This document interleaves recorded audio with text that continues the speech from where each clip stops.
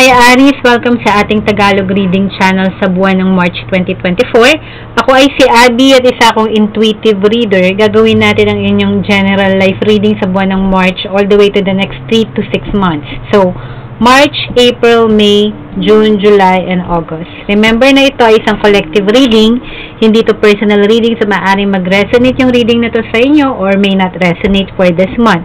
Who knows, I will tap into your energy next month. Since this is collective, please understand na it's not all the time na magre-resonate kayo rito dahil marami tayong mga viewers as well na gustong makinig sa ating collective reading. Okay? So, maaaring para sa kanilang reading na to this time and it's not for you, or para sa inyo this time and it's not for them. Okay?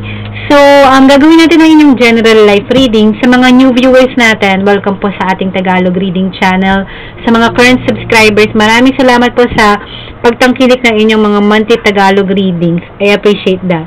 Okay, so collective Aries, isashuffle lang muna natin ang inyong oracle card. Ito ang Goddess Power Oracle card by Colette Baron Reid, and I'll see you guys in few seconds para sa inyong general life reading. Okay?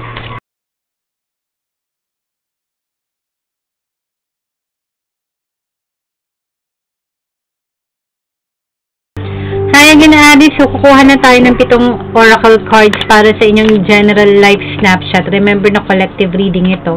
So, this is for whoever will resonate on this month's reading. Okay?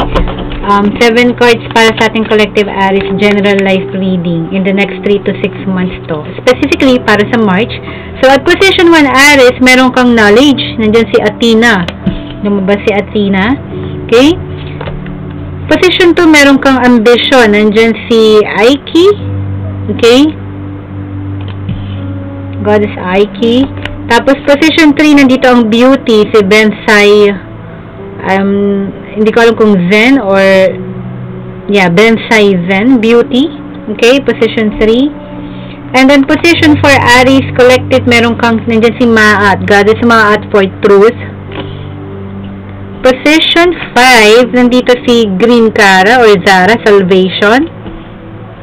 Aries Collective. And then, meron tayong si Goddess Danu or Panu for assurance at position 6. And at the center, Aries Collective, meron kayong si Hestia for home. Okay, interesting, no? Seems like may mga similarities sa pagdating sa energy sa iba't ibang zodiac signs. So, maaaring pwede mo i-cross-watch yung mga readings kung saan nag-appear yung mga cards na to rin sa ibang zodiac signs kasi baka meron kang moon and rising signs sa mga yon. Okay? Pwede nyo i-cross-watch. Okay, simulan na natin to for collective Aries, position 1, knowledge. So, I feel strongly, no, since fire ka, parang sa Sagittarius din yata, ganito. So, parang baka common to sa mga fire elements this month, no? For some reason, no? Lumabas si Goddess Athena. Athena represents, of course, katalinuhan. Maganda siya, pero sa Greek mythology, at alam natin na she represents intellect. Okay? So, nasa position 1. So, ang sinasabi dito, mag-focus tayo sa kaalaman mo ngayon. Okay? Maaaring magkaroon to ng push or mag-benefit ka from that. Yun yung ina-advise dito for the month of March onwards. Okay, Aries? Ang knowledge mo, maaaring kailangan mo ring i-upskill or i-polish. Maaari din na itong sinasabi na kailangan mong i-focus. Unleash your knowledge. O maaaring pakawalan mo yung mga kaalaman mo na matagal mo nang hino-hold back. O maaari din na may concerning to sa kaalaman mo na baka kailangan mo pang mag-acquire ng mas maraming knowledge or specialized skill sets.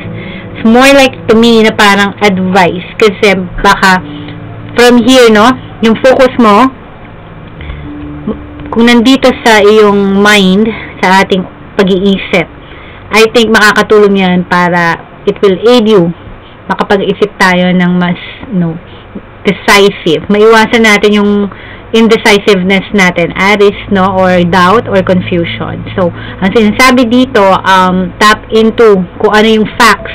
Okay? Kung ano yung nandyan in reality, no? It's not the perfect time para maging ideal tayo or, alam mo yon, daydream. Yun ang sinasabi. Okay? Now, for position 2, Aries, meron kang ambition. So, yung knowledge, lumabas. Position 1, diba? At position 2 mo, finalo up ng ambition. Ito yung kailangan mo ipagpatuloy. So, Huwag mong iwawala yung zealous or yung zeal mo sa buhay, yung zest mo sa buhay, yung hunger mo na magpursige sa buhay, yung hardworking Aries na, because fire ka, natural lang dyan ang ambitious card, no? Walang masama sa pagiging ambitious kasi drive mo yan, no? Fire tayo, we're supposed to, pag sinabing fire is to conquer, diba? Mabilis spark, tapos bigla mag-i-ignite, and then it's a burning flame. So, yun ang wag mong iwawala. O saan ka ba mas passionate these days? Ang sinasabi doon, continue being passionate sa mga goals mo sa buhay or mga gusto mong i-build at ma-achieve. Okay? Yan sinasabi, pagpatuloy mo yan, Aries. After all, isa kang fire element. At cardinal sign ka. Cardinal sign ka, more on initiator ka. So, ikaw ang nag-start ng something, no? Ng passion, ng interest, ng curiosity mo. Okay? Initiator tayong mga cardinal signs. Libra as well. Libra kasi ko. Now, at position 3, no, ang just want to point out, no, yung position na nito mo, parang, correlated yan. Okay?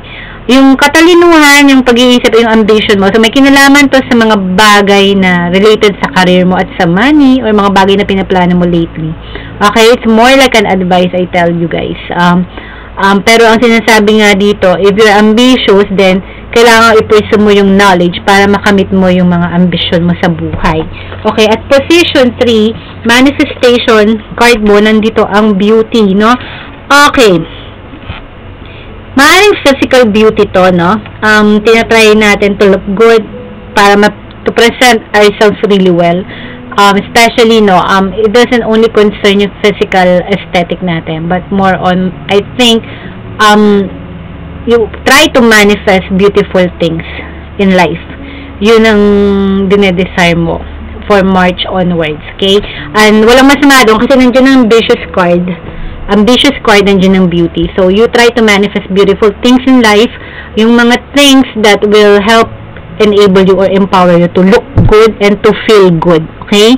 Kung we're trying to manifest something na alam natin na detrimental sa ating well-being, wag na, okay? Yun ang sinasabi dito. Anything that will benefit you in the long run, ang sinasabi dito. O something na mag-i-aid tayo to feel good and look good, okay? It's always, hindi siya pagiging selfish, parang ang sinasabi ng barahang ito is that yung manifestation mo, ang priority mo will always be yung well-being mo, okay? Above anything else for this month onwards, okay? Now, sa external mo may truth, no? Ito yung mga, hindi ikaw to, mga external energies dito lately, no, or tong March onwards, mapapansin mo na maaari kang makakita ng mga situation na makarinig or may ma-realize ka this month onwards sa mga situations and people na ito yung katatahanan sa sitwasyon na to at sa bagay na to at sa mga taong ito. Okay? It's more like maybe to set lang yung expectation mo rin, Aries, sa paligid mo. Okay? And also, be careful ka. Yung mga external energies na yan na magpapakilala or for who they are or for what it is, no?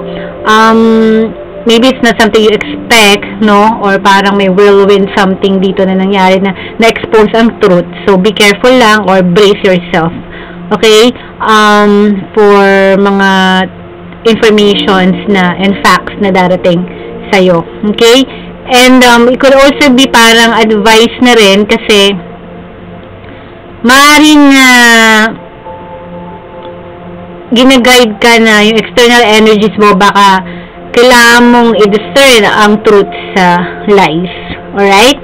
Yun yung gusto kong sabihin dyan. Now, at position 5, meron tayong salvation. So, ito yung kailangan mo ibigay sa sarili mo. Ano ba yung salvation? Diba? Yung promise na may graces, blessings, and revival sa buhay natin. Okay? Na hindi tayo pababayaan na at the horizon, no, somewhere in the future, in the not so distant future, everything will make sense.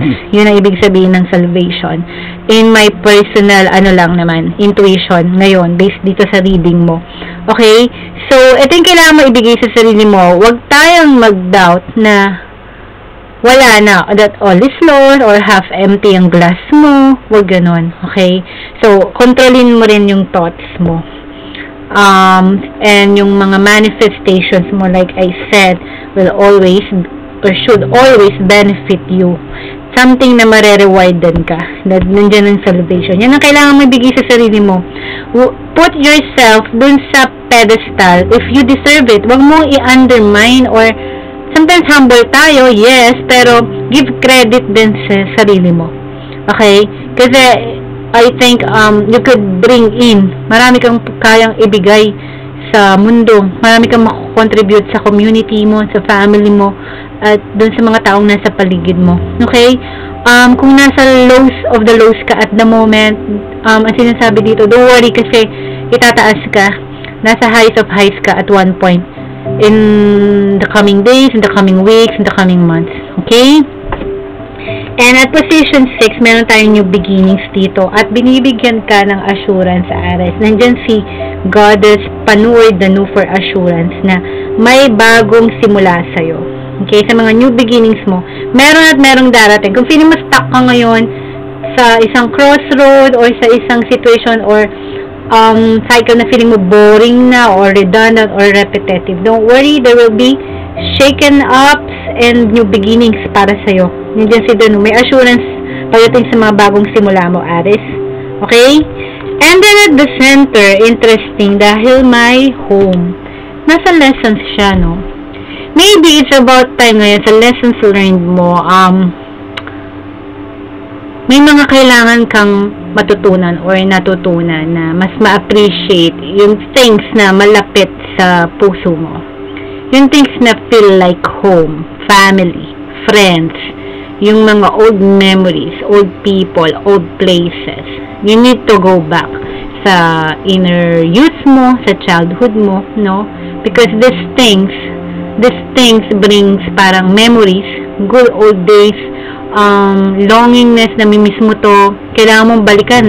At sinasabi dito, di ba sinabi nga, may saying na ang di lumingon sa pinanggalingan, hindi makakarating sa pararoonan. I just felt strongly na gano'n yung dapat natin ma-realize or may pinaparealize sa'yo lately sa buhay mo. Let's say, malayo ka sa bahay mo,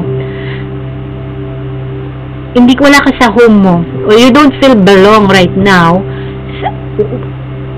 out where you are right now. So, it's finally like parang may calling ka to go back to something na yung core mo. Then, not only yung distance or yung with the family, but yung yourself. Go back to your old self, to who you really are. Yun ang sinasabi dito, Aries. Okay? Yung kailangan matutunan, sino ka ba talaga? Okay? So, sana nag-resonate ang general life reading mo, Aries, for the month of March. Maaling mag-resonate in the next 3 to 6 months. March, April, May, June, July, all the way to August. Okay? I'll see you guys on your love reading sa next video. And, take care. God bless. Mahal ko kayo, Aries. Bye!